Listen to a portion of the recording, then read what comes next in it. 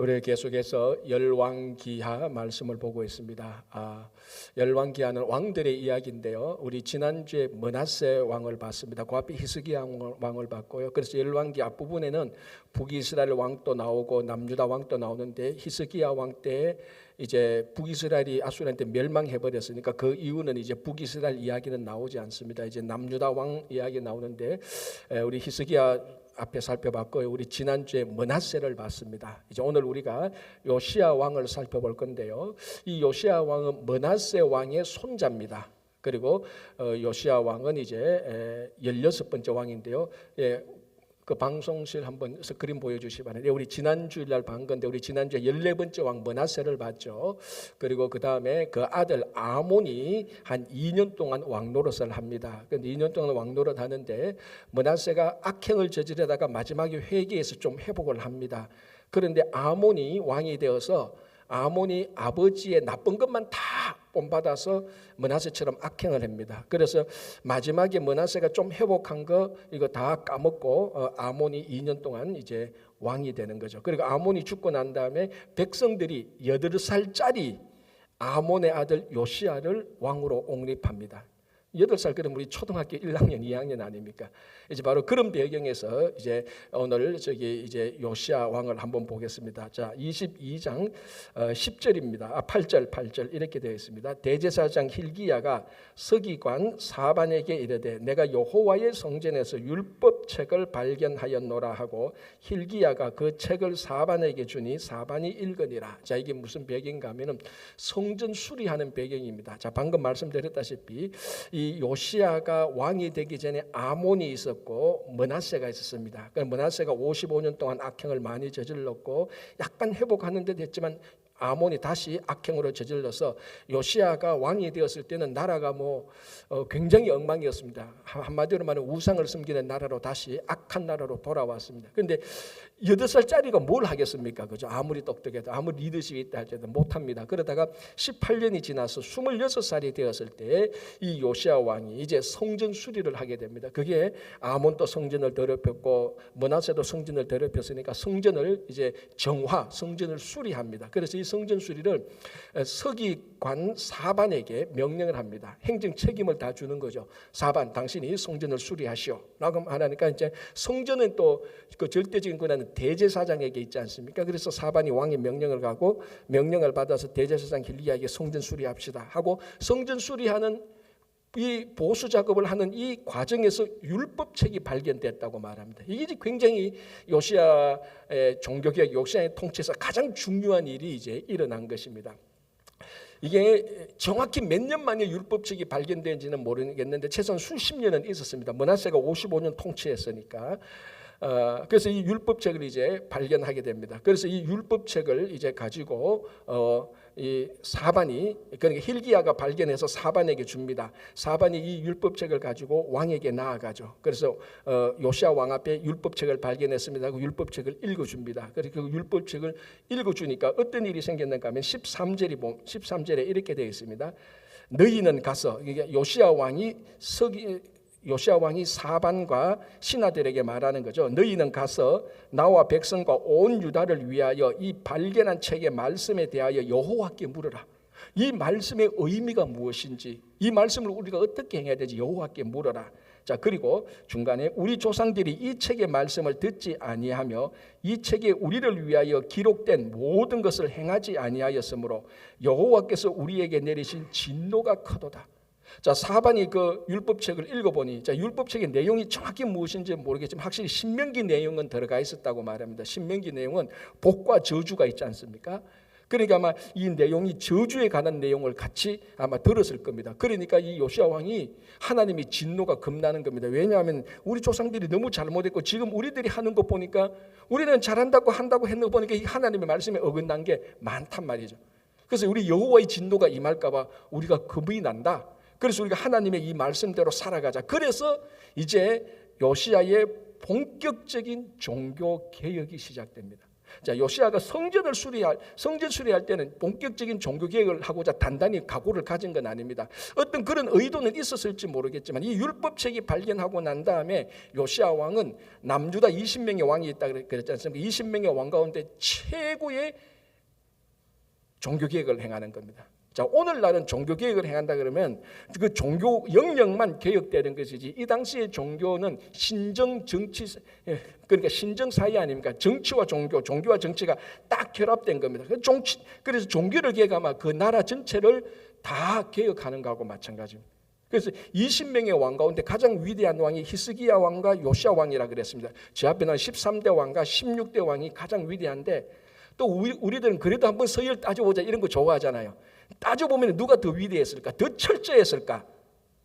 요시야 왕이 한 발 더 앞섭니다. 히스기야 왕보다. 이제 그거 23장에 보면 되는데요.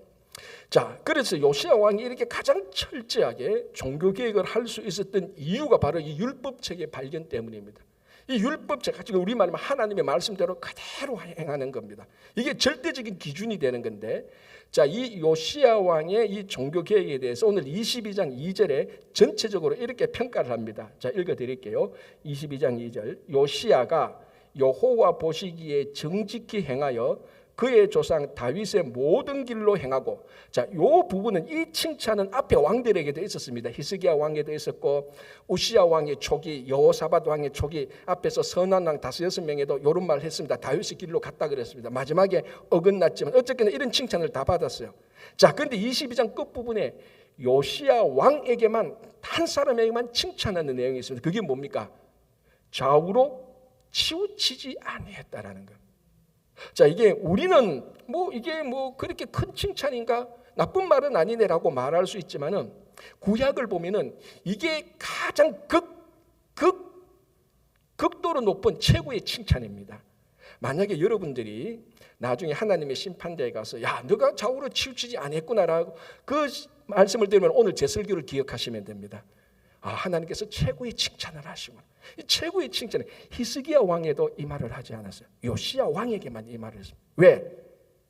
말씀을 가지고, 말씀이 절대적인 기준을 가지고 개혁을 하니까 좌우로 치우칠 염려가 없는 겁니다. 이게 절대적인 기준이 되니까. 자, 좋은 사람, 롤모델, 신앙의 롤모델이 참 필요합니다. 그럼에도 불구하고 어떤 신앙의 롤모델도 완전하지는 않습니다. 다윗이 완전합니까? 바울이 완전합니까? 그렇지 않습니다. 그러나 말씀은 완전합니다.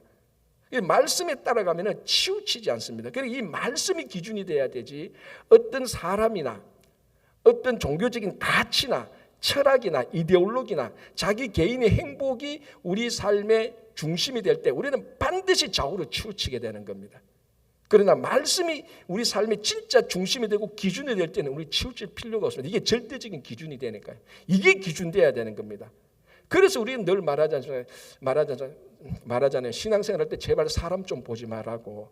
그게 다 이런 데서 나오는 겁니다. 신앙생활 하나님 보고 말씀 보고 가는 거, 이게 절대적인 기준이거든요.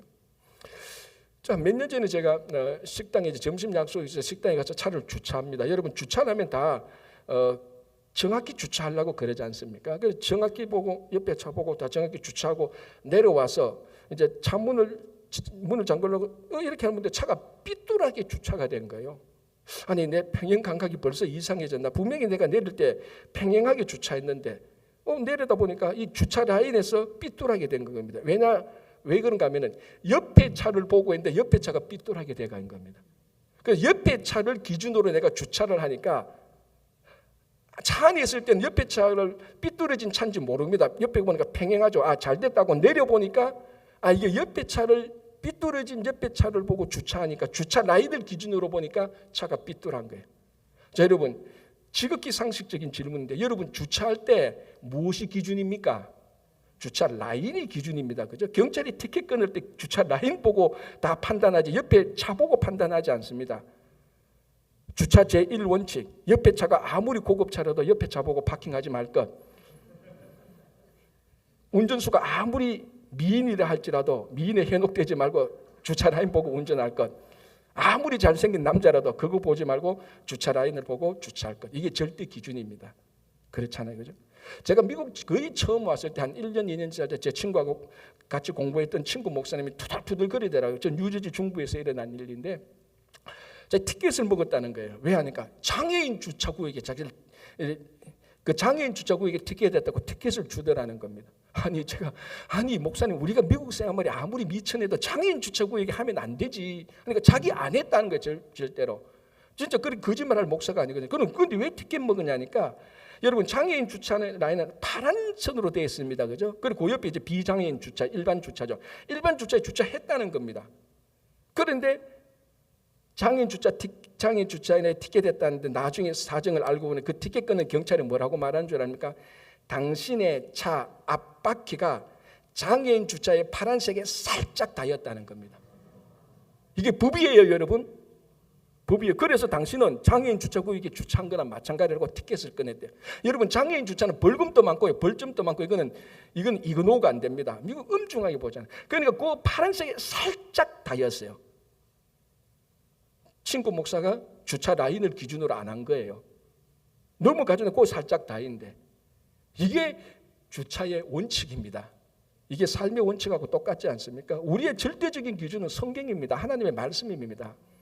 옆에 사람이 아무리 똑똑하고 이쁘고 잘났다 할지라도요, 그 사람이 우리에게 좋은 모델은 될 수 있지만은 절대적인 기준은 될 수가 없습니다.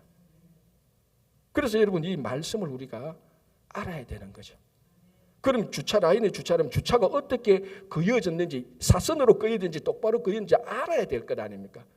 여러분, 요한계시록 1장 3절에서 뭐라고 말하고 있는가 하면, 이 말씀을 읽는 자와 듣는 자, 그리고 이 말씀에 기록된 모든 내용을 지키는 자가 복이 있다라고 했습니다.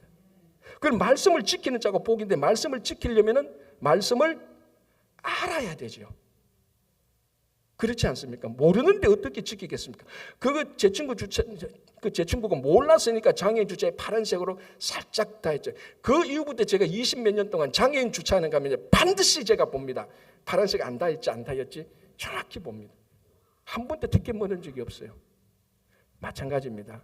말씀을 알아야 되는 거죠. 여러분, 우리 미국을 옛날에는 기독교 국가라고 흔히 말을 했습니다. 물론 미국 정부가 기독교를 국가 종교라고 말한 적은 없었지만, 그래서 우리가 추수감사할 때만 필그림들이 와서 신앙의 자유를 찾아와서 미국을 세웠다, 이런 좋은 이야기를 들었습니다. 물론 이 이야기가 좀 과장된 건 있지만은 본질은 많이 일치하죠. 미국에 사실은 얼마나 많은 좋은 성도들이 미국에서 살서 그 하나님 안에서 자유를 누리며 신앙의 국가를 세우려고 많이 노력했지 않습니까? 그런데 여러분, 지금 미국을 기독교 국가라고 말하는 사람이 있습니까? 자, 우리 여기서 살고 있지 않습니까? 기독교 국가가 이 모양 이 꼴입니까? 그렇지 않지 않습니까? 왜 기독교가 이렇게 되냐? 19세기, 20세기 초만 해도 정말 미국은 기독교 국가라고 말할 만큼 성도들의 삶이, 미국 전체가 성경 중심, 말씀 중심으로 그렇게 흐르고 있었다니까요. 그런데 이게 20세기 중반, 후반 오면서 지금은 어느 누구도 미국을 기독교 국가라고 말하지 않도록 타락과 부패가 자꾸 기울어지고 있습니다. 그 중요한 이유 중에 하나가 이 말씀에 있는 겁니다. 말씀을 모르고 말씀을 안 지키는 거예요. 말씀이 허물어지기 시작하니까, 절대적인 기준이 허물어지기 시작하니까 자기 삶이 오락가락하는 거죠. 물론 시대가 포스트 모던이니 포스트 모던이 무슨 소리를 하는 그런 시대적인 영향이 있지만, 그 영향에도 불구하고 내가 지켜야 될 이 말씀이 내 삶에서 기준이 안 되고 막 흔들려 버리니까 우리도 세상 풍조에 흔들리는 것 아닙니까? 여러분, 옛날에 제이 레노라는 토크쇼가 있었습니다. 그죠? 좀 특이 이래 나오고 좀 뚱뚱한 사람이 있었는데요. 그 사람 토크쇼를 하면서 그 방청객들에게 물었습니다. 여러분, 텐 커맨드먼트 아시죠? 하니까 다 안 돼. 다 들어봤죠. 10계명은. 영화도 봤으니까. 그래서 이 사회자가 묻습니다. 그러면 여러분, 10계명 가운데 알 수 있는 계명 하나를 자신 있게 말해 보십시오라고 말했습니다. 방청객 가만히 있다가 서로 눈치 보는 한 사람이 손을 딱 들었습니다. 말해보라고. 뭐라고 말하는 줄 아십니까? 하늘은 스스로 돕는 자를 돕는다라고 말했대요. 그래도 여러분들은 아니까 웃는 거죠. 그 방청객들은 웃지도 못했다는 거예요. 왜? 모르니까. 여러분들이 훨씬 더 나은 거예요. 그래도 물론 예배 드리러 온 사람이 그걸 듣고 그런갑다 하면 그거 진짜 끝장이죠. 그게 미국의 수준이었다는 겁니다. 그런데 다른 사람들이 그걸 듣고 웃지를 못했다는 거예요. 왜? 그런 줄 알았다니까. 여러분, 미국의 그 당시 50%가 창세기 제네시스가 신구약 성경 합해 구약 성경의 첫 번째 책인 줄 모르는 사람이 50%나 됐대요. 무식하죠. 그럼 여러분들은 대단한 거예요. 그렇다고 진짜 대단하고 교만한 건 없고, 진짜 재밌는 이야기는 뭔 줄 압니까? 잔다르크가 노아의 아내였다고 믿는 사람이 18%였대요. 이게 왜 그런 줄 알아요? 잔다르크가 영어로 뭡니까? Jean of Arc.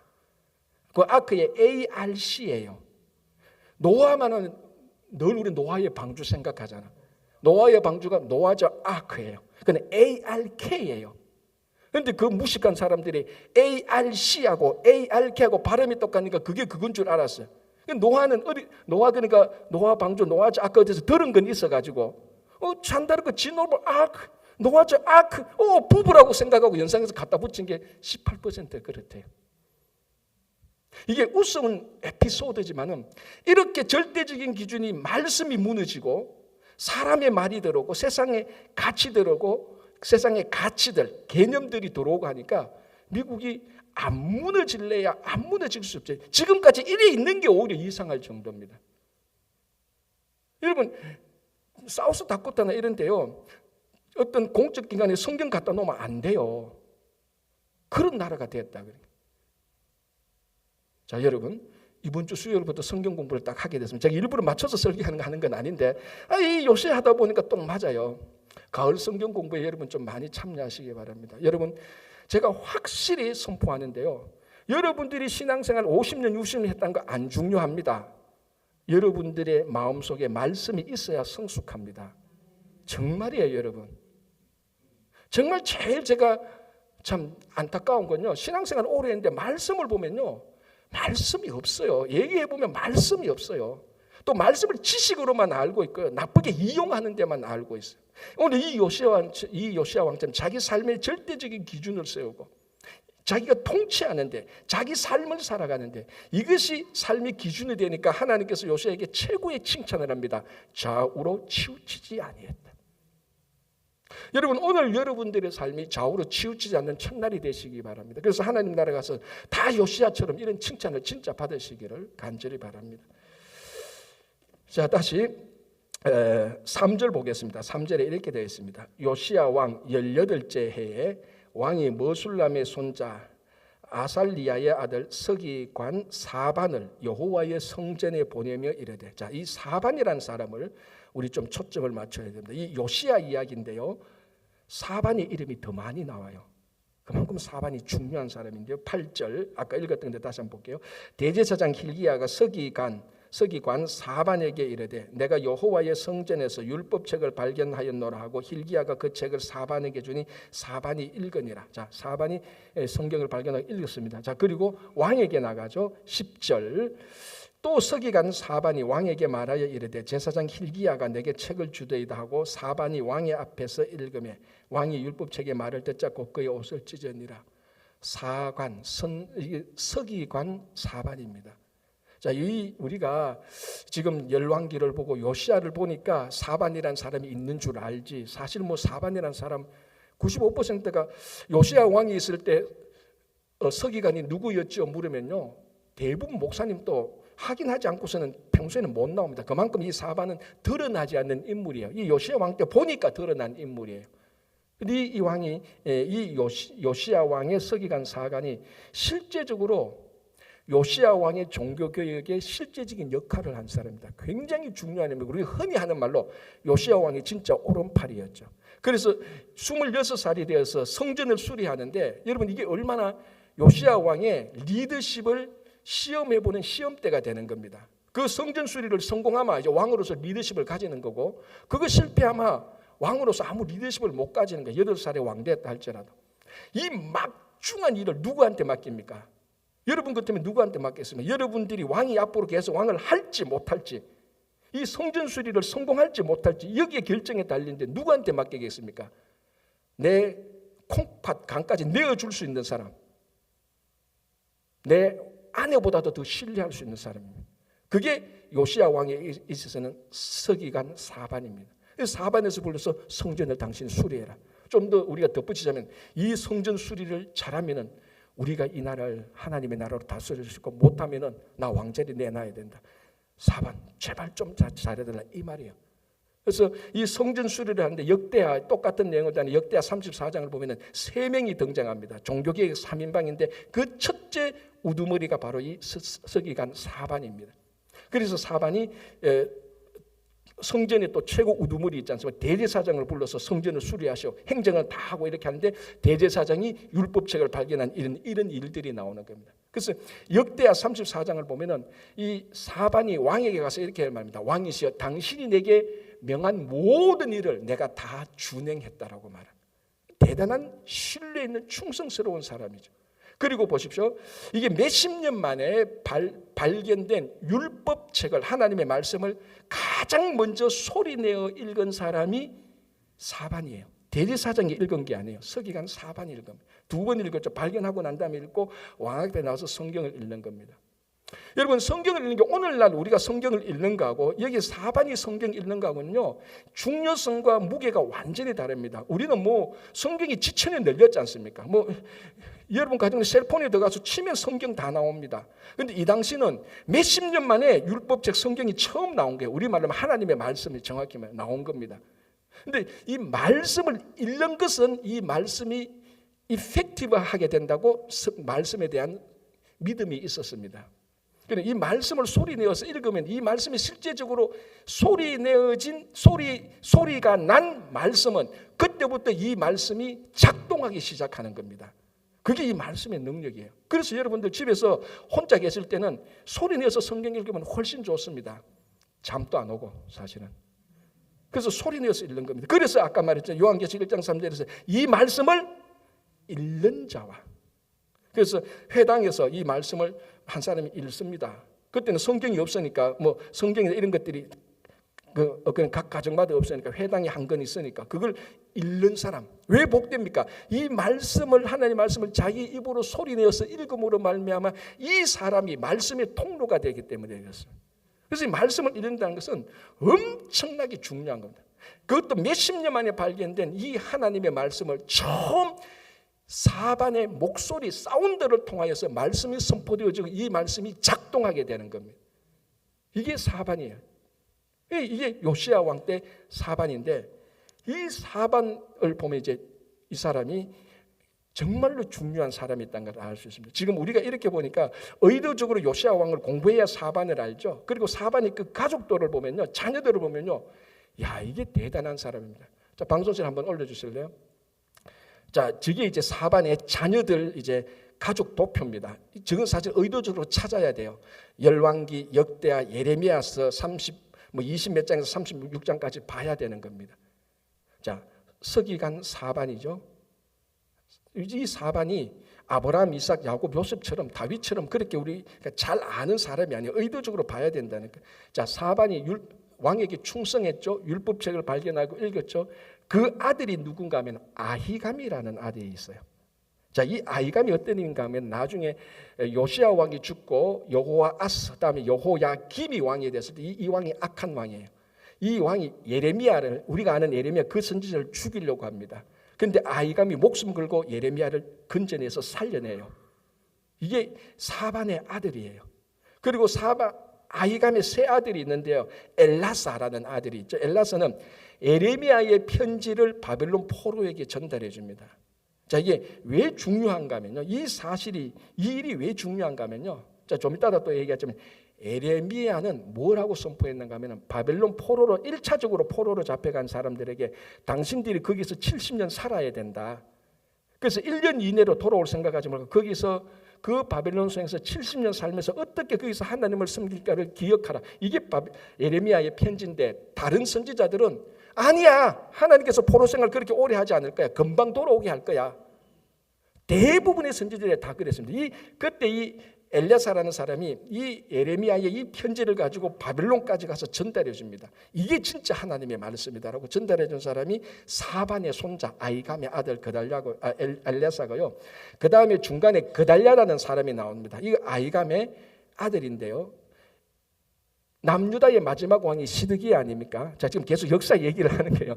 시드기야 왕이 죽고 난 다음에 바벨론 왕 느부갓네살 왕이, 저 유다를 누가 다스려야 되는데 왕이 이제 없으니까 우리가 파견 누구를 바벨론 사람 보내기는 그렇고 정수와 문화를 모르니까 그 똘똘하고 저 사람들을 잘 인격적으로 다스릴 사람이 누군가 생각해서 발견한 사람이 사반의 손자 아히감의 아들 그달랴예요.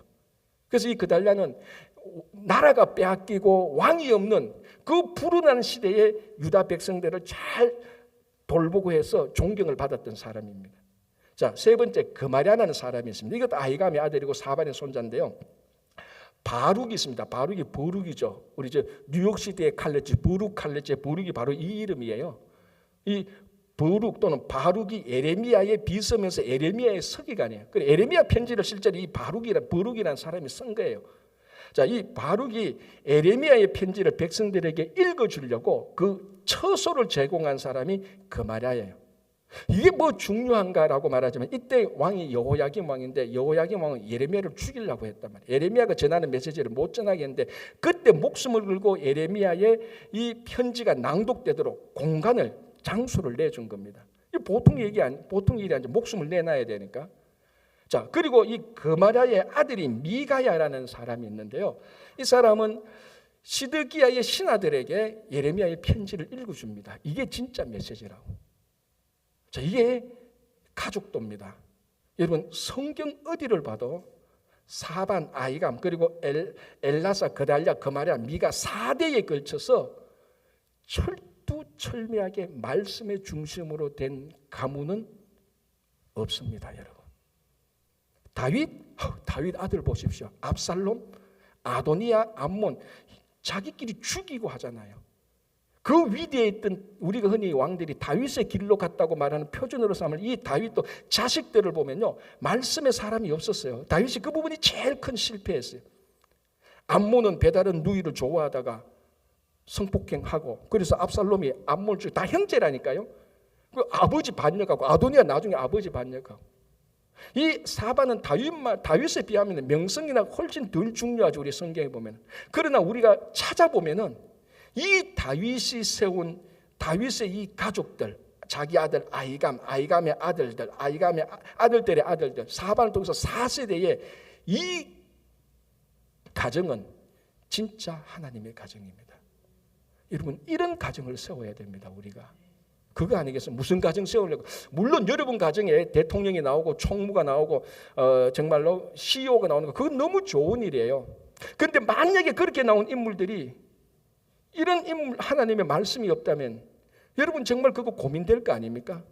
그러나 정말 우리가 우선적으로 더 중요하게 생각하는 이 사반의 가족들을 보십시오. 이게 사반이 말씀을 읽고 충성된 것이 자녀들한테 그대로 내려갑니다. 이런 가정, 이런 자녀를 세우기 위해서 오늘부터 우리는 기도하고 우리 속에 말씀을 담아야 되는 겁니다. 이게 의도적으로 되는 게 아닙니다. 우리가 기도하고 말씀이 있어야 우리가 습관적으로 자녀들한테 이런 게 나오는 것 아닙니까? 자, 하나 더 중요한 것은요. 이 자녀들 아히감으로부터 미가야까지 이 말씀의 사람들인데 누구를 지키고 보호했습니까? 예레미야. 이게 중요하다는 겁니다. 왜 예레미야가 중요한가요? 물론 그 당시 선지자가 예레미야였는데요. 여러분 모든 선지자 가운데 가장 눈물을 많이 흘렸던 눈물의 선지자가 예레미야 아닙니까? 예레미야는요. 그 당시 백성들이 99%한테 다 무시당하고 매국노라고 욕 얻어먹었던 사람이에요. 제가 늘 얘기하지만 나도 그 당시 살았더라면요. 예레미야 저거는 거짓 선지자라고 말했을 거라고. 왜? 예레미야가 뭐라고 선포합니까? 바벨론이 쳐들어오니까 우리 바벨론한테 항복해야 돼요. 이거 또 일본이 우리 쳐들어오니까 우리 일본한테 항복해야 돼요. 우리 일본이 식민지 생활해야 돼요. 36년 동안. 이렇게 했던 거하고 똑같다고요. 여러분 그 사람을 누가 선지자라고 목사라고 인정하겠습니까? 쟤부터 저건 목사 제명시켜야 된다고 얘기했을 거라. 예레미야가 그 사람이에요. 99%가 예레미야 저 거짓 선지자. 나머지 다른 선지자들은 걱정하지 마라. 우리가 비록 바벨론에 가지만 1년 2년 내에 하나님께서 다 귀환시킬 거다. 잠깐만 참아라.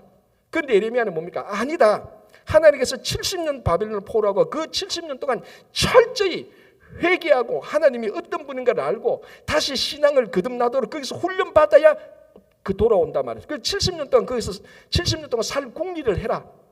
그래서 하나님 잘 섬길 국리를 해라. 그래서 이 사람들이 시편 37편에 우리가 바벨론 강가에 앉아서 시온을 생각하며 울었다라는 노래가 다 거기서 나오는 겁니다. 이 메시지를 에레미야가 했는데 지금 우리가 읽으니까 에레미야가 참된 선지자가 이 당시에는 아무도 99%가 참된 선지자라고 분별하지 못했어요. 그런데 사반의 아들들은 그걸 분별한 겁니다.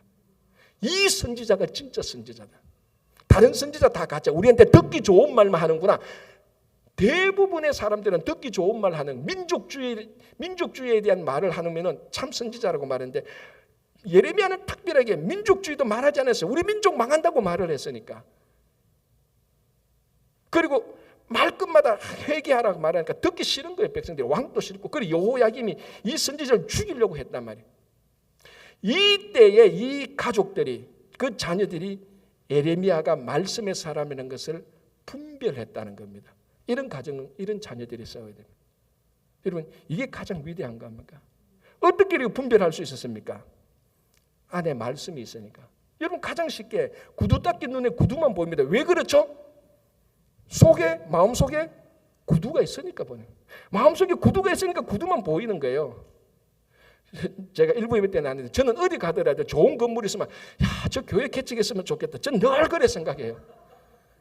제가 제일 좋은 자리 받는 거 뭡니까? 저 릴렉 노던 벌레반에 있는 게 옛날에 스타벤사 무너지고 다 무너지고 지금 다 중국 가게 세웠는 거. 갈 때마다 여보, 이 교회에 세워놓으면 진짜 왜? 마음속에 그게 있으니까 어디 가도 교회 자리 좋다. 마음속에 뭐가 있는 데 따라서 무엇이 보이는 것 아닙니까? 이 자녀들이 99% 사람들이 에레미야 저거 다 가짜라고 말하는데 말씀이 있는 이 자녀들이 보니까 에레미야가 진짜야. 진짜 저 사람이 하나님의 말씀을 전하는 거예요. 이런 자녀들이 나와야 되는 겁니다, 여러분. 여러분, 요즘만큼 가짜 뉴스가 많은 때가 어디 있습니까? 컴퓨터, 인터넷, 통신이 어마어마하게 발달해서 가짜 뉴스가 판을 칩니다. 오죽했으면은 대통령 토론할 때 말하는 걸 사실인지 아닌지 팩트 체크를 해야 될 판입니다, 지금. 제가 그 생각했는데 목회할 때도 성도들이 말하니까 팩트 체크해야 되겠다, 이제. 워낙 가짜 뉴스가 판을 치고 그 가짜 뉴스에 기초해서 거짓 선동이 판을 치지 않습니까? 사람들이 하는 말이 진위를 따지지 않고 그냥 그대로 믿고 세상 풍조에 다 밀립니다. 이때에 사반의 가족들은 흔들리지 않았어요. 예레미야를 알아봤다니. 저 사람이 말씀의 사람인 거, 저 사람을 지켰다고. 왜? 자기들 속에 말씀이 있으니까. 여러분, 신앙생활 50년, 60년 해도요, 말씀이 없으면요, 신앙은 절대로 자라지 않습니다. 안 자랍니다. 장로 40년, 50년, 근사 50년, 60년 해도요, 말씀이 안에 있으면요, 하나님의 사람이 안 되죠. 내 안에 세상의 말이 있으니까 안 되는 겁니다. 그래서 이 사반의 가족들, 사반이 하나님의 말씀을 선포하고 그 자녀들이 계속해서 말씀으로 살아가니까 말씀의 사람이 누군지를 알고 지키고 보호했던 겁니다. 목숨을 걸고. 이런 가정, 이런 자녀들을 우리가 만들어 나가야 되는 거예요. 자, 10절 11절 다시 한 번 더 봉독할게요. 이렇게 되었습니다. 또 서기관 사반이 왕에게 말하여 이르되 제사장 hil기야가 내게 책을 주더이다 하고 사반이 왕의 앞에서 읽음에 밑줄 것이고요. 그 다음에 11절 왕이 율법책의 말을 듣자 곧 그의 옷을 찢으니라의 밑줄 펜 없으면 마음으로 그어 놓으시기 바랍니다. 무슨 말인지 알겠죠? 사반이 율법책을 읽으니까 요시야 왕이 그 말을 듣고 옷을 찢었다는 겁니다. 옷을 찢는 행위는 뭐죠? 회개죠. 성경에서 옷과 관련된 회개는 두 가지로 나타납니다. 첫 번째는 자기 옷을 찢거나 아니면 옷을 벗고 굵은 베옷으로 갈아입거나, 이 둘 다 회개하는 겁니다. 그런데 요시야는 자기 옷을 찢었습니다. 왜 찢었죠? 사반이 말씀을 읽으니까 그 말씀을 듣고 보니까 이거 우리가 잘못했고 내가 지금 잘한다고 하는 것이 이게 잘못됐구나. 그래서 13절에 하나님의 진노가 우리에게 있겠다. 이거 고치지 않으면. 그래서 말씀을 기초로 종교개혁으로 확 들어간 겁니다. 그러니까 이렇게 보면 돼. 말씀이 들리면은 정말 그 말씀이 하나님의 말씀이면은 누구든지 옷을 찢게 되어 있습니다. 특이한 건요, 읽는다는 말하고 찢는다는 말이 한국말에는 완전히 다른 말이죠. 근데 히브리어 어근은요 똑같은 단어예요, 여러분. 놀랍지 않나요? 이게 변형이 되어서 변형이 돼서 읽다라는 말로 해석되고 변형이 돼서 찢는다는 말로 됐지 원형은 똑같습니다. 동사 원형 카라라는 말로 똑같은 거예요. 그럼 우리가 어떻게 알아야 되겠어요? 하나님의 말씀이 읽혀지면은 오토매티컬리 자동적으로 우리 옷은 찢겨지는 겁니다. 왜? 그게 같은 단어니까, 같은 일이니까. 말씀이 우리한테 들리면 우리는 옷을 찢게 되는 게 이게 다른 용어가 아니고 같은 말입니다. 그러니까 하나님의 말씀이 우리에게 들리면 누구든지 옷을 찢게 되어 있습니다. 회개하게 되어 있죠. 히브리서 4장 12절에 뭐라고 되어 있습니까? 하나님의 말씀은 살아있고 운동력이 있어 좌우의 날선 어떤 검보다도 예리하여 혼과 영과 관절과 골수를 찔러 쪼개기까지 하면 또 마음의 생각과 판단을 다 드러내고 알게 된다. 이 말씀 앞에서 좌우의 날선 어떤 검보다도 예리한 이 말씀의 금이 우리 혼과 영과 관절과 골수 생각과 판단을 잘라내는데 드러내는데 옷을 안 찢을 사람이 여기 어디 있겠습니까? 그런 사람이 있으면 예배 안 드려도 될 만큼 완벽한 사람입니다. 그런 사람은 없습니다. 우리가 다 이 말씀을 들으면은 다 회개를 할 수밖에 없습니다. 누구든지 사람이 중요한 게 이 말씀의 능력이 그렇다는 겁니다. 그래서 우리 전번에 봤죠. 지난주에 봤죠. 므낫세조차도 회개할 수 있는 겁니다. 므낫세조차도. 여러분 여기서 므낫세보다 더 악행을 저지르는 사람이 어디 있습니까? 제가 알기는 그렇다는 겁니다.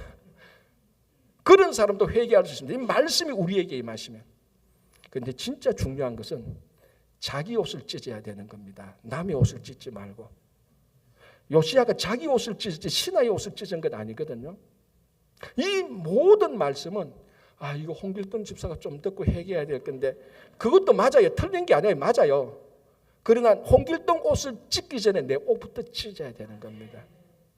이 말씀이 그렇지 않습니까? 그래서 요시야 왕이 최고의 왕이 되는 겁니다. 다윗 이후로. 히스기야보다 한 발 앞서는 것이죠.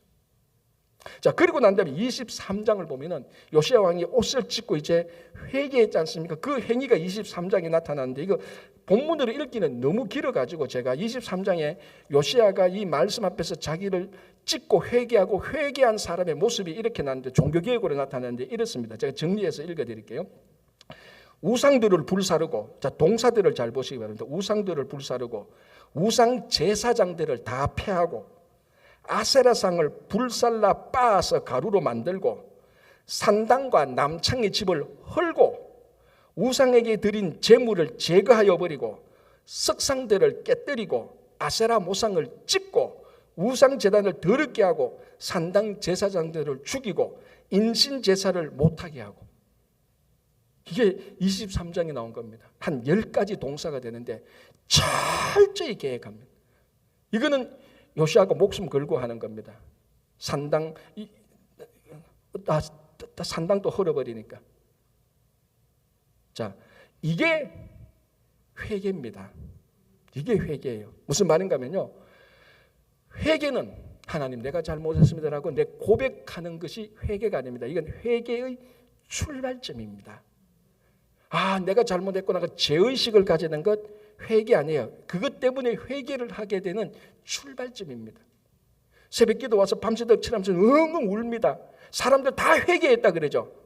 천만에 회개 시작한 것이지 회개한 거 아니에요. 여러분 생각해보세요. 100m를 달리기 하는데 100m 마지막 피니시까지 라인까지 와야 1등을 하든 꼴등하든 완주를 해야 100m를 달렸다 그렇지 않습니까? 중간에 5m 달렸다가 그만뒀습니다. 100m 달린 거예요? 안 달린 거예요? 중도 폭이 안 달린 거예요. 낙제인 겁니다. 그러니까 우리가 울면서 죄의식을 가지고 후회하면서 잘못했다고 누르면서 밤새도록 울면서 내가 고백을 하는 것, 이거 회개 시작점이지 회개 아니에요. 회개는 어디 가야 됩니까? 행동이 변화돼야 되는 거예요. 사람 많은 성도들이 후회를 회개라고 생각하는데 후회는 회개의 출발점이에요. 후회는 회개가 아니에요. 회개는 하나님을 향하여서 내 삶이 변화되는 거예요. 요시야 보십시오. 싹 다 바꿨지 않습니까? 울고 불고가 아니고 다 바꿨습니다. 다윗 보십시오. 나단 선지자 말 듣고 회개하지 않습니까? 그 이후로 다윗은 어떤 여자 문제에 걸리지 않습니다. 한 번도 안 걸려요. 왜? 행동이 바뀌니까 그게 회개입니다. 여러분 가룟유다하고 본디오 빌라도의 공통점이 있습니다. 뭐냐면 첫 번째 공통점은 이 두 사람이 예수님을 십자가에 처형하는데 결정적인 기여를 한 사람입니다. 그렇죠, 그죠? 그건 뭐 제가 설명 안 해도 되고. 두 번째 공통점은 뭔가 하면요, 이 두 사람이 예수님이 죄 없다는 것을 알았습니다.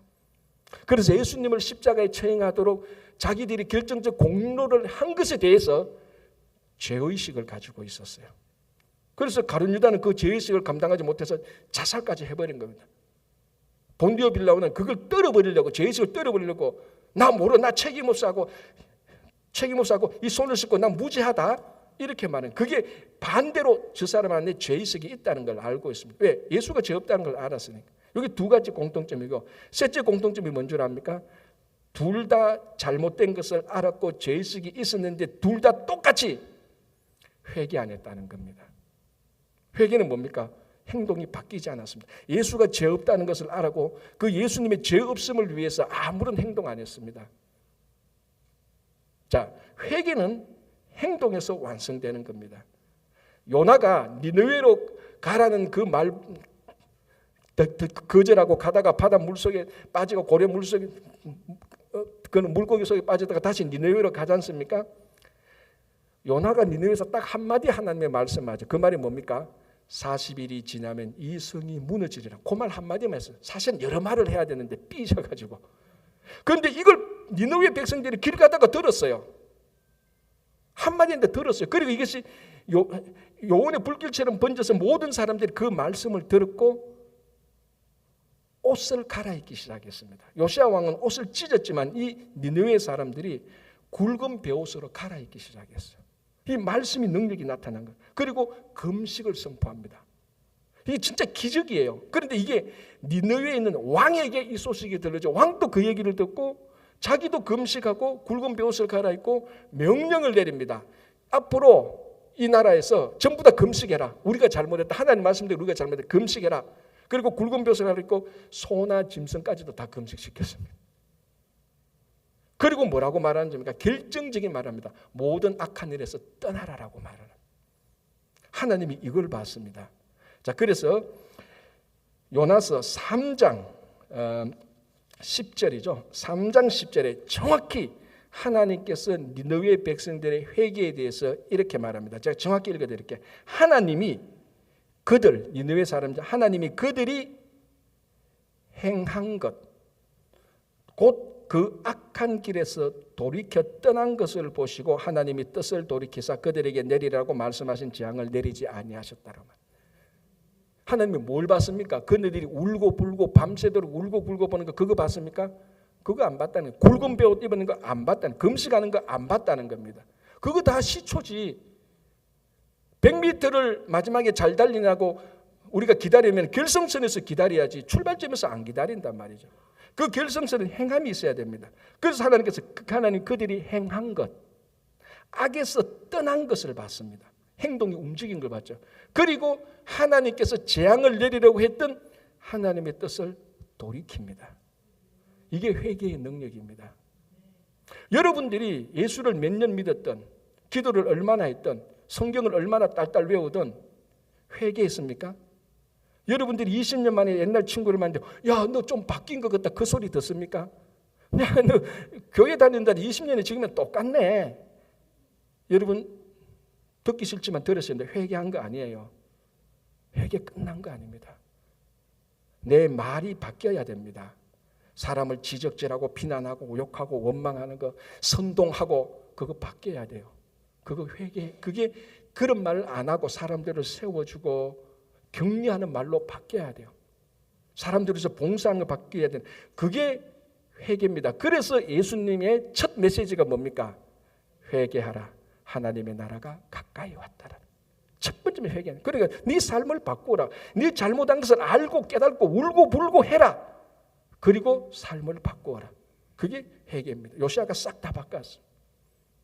여러분 지금까지 여러분들이 몇십 년 믿었던 거는 다 우리가 접어둔다 할지라도 오늘이 회개의 첫날이 되시기 바랍니다. 여러분 조그마한 것도 바꾸시기 바랍니다. 나쁜 말을 10가지 했다면 내일은 9가지만 하십시오. 하나 바꾸었지 않습니까? 한복에 다 바꾸기는 벅차니까 하나하나씩 바꾸는 그게 회개가 일어나고 있는 겁니다. 그래서 이 땅에 사람들이 여러분들을 볼 때 회개가 무엇이구나, 하나님의 말씀의 능력이 무엇이구나라는 것을 세상에 알리는 여러분 되시기를 바랍니다. 기도하겠습니다.